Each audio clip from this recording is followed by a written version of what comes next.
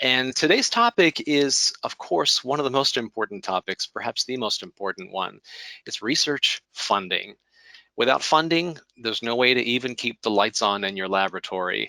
So today, to guide us through some of the pitfalls and possibilities of research funding, applying for grants, is our own friend in funding, our grant guru, Dr. Gareth Dyke.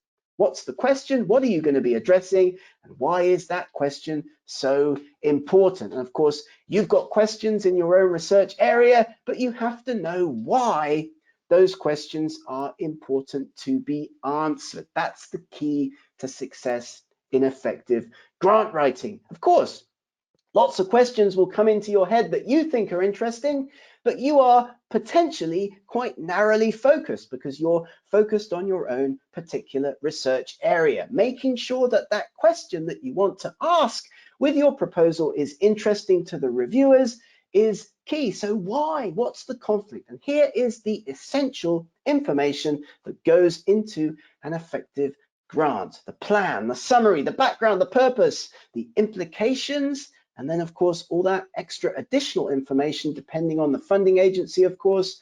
But most funding agencies around the world, most grant application providing bodies tend to ask for the same kinds of things: a budget, how are you going to disseminate the results, what are your credentials as a researcher, and where are those potential supporters, either provided with the proposal itself or later in the review process. So you've got your well-defined research question.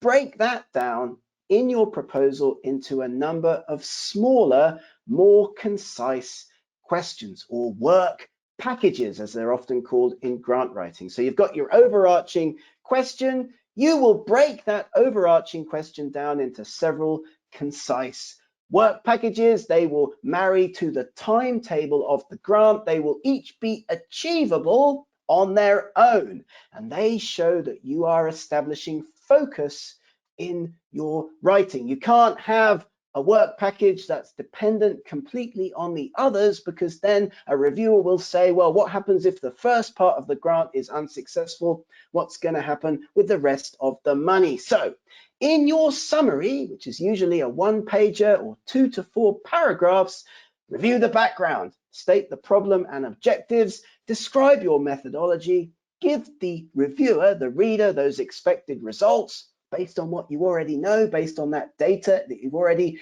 collected. And don't forget to tell people about the significance and implications of the work.